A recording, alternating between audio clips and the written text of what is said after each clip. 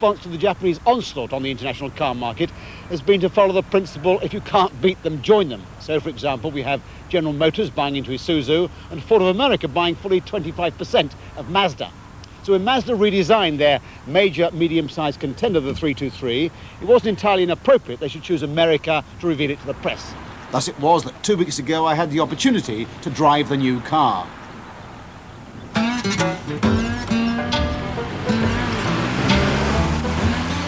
The European car makers are under increasing pressure from the Japanese in their continued pursuit of excellence. The mid-size Mazda 323 is no exception.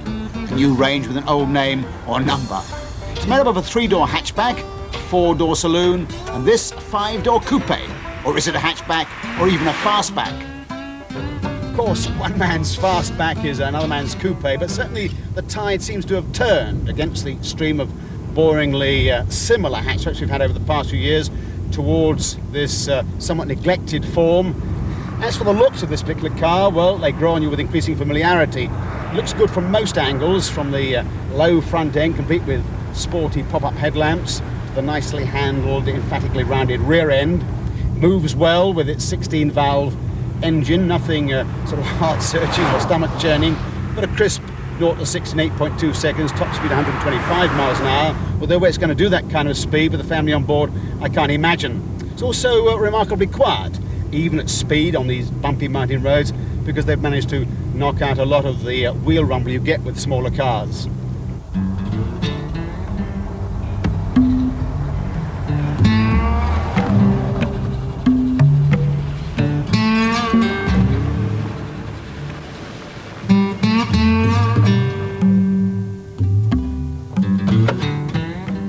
Indeed, the changes under the skin are as important as the new shapes themselves. For example, they've managed to achieve a 40% improvement in torsional stiffness and therefore better road holding and handling by beefing up the door sill sections and the front and rear cross members.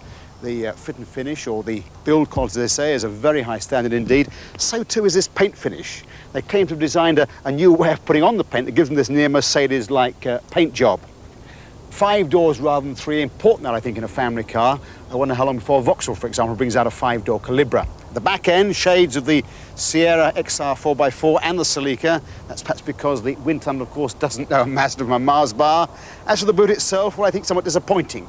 Couldn't get more than a couple of suitcases in there.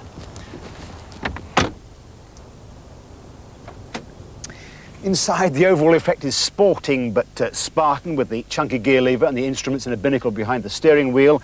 Very functional, plenty of legroom in the front, adequate in the back, provided you haven't got ostrich legs, and a very high specification from the tinted glass and the electric sunroof to the central door locking. And that really is the strength of the other 2 cars in the range.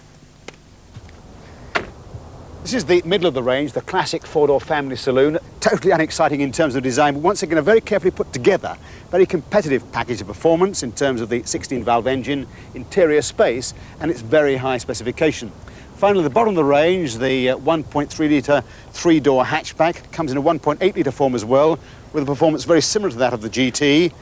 Very similar in appearance to the Peugeot 205, but larger, of course, more space, more legroom, more headroom than either the Golf or the Civic, and once again, very highly specified. They believe this will be the best seller of the lot.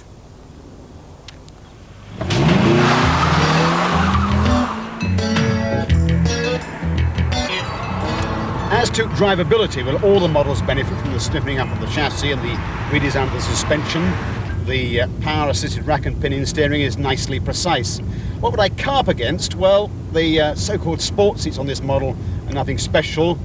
The interiors, although they use the space very well, are rather unexciting. And the acceleration on this GT version, when you put your foot hard down in 4th, say, is somewhat underwhelming. But that having been said, it feels tight and steady. It doesn't skip around even on these bumpy mountain roads. It doesn't wander from the line.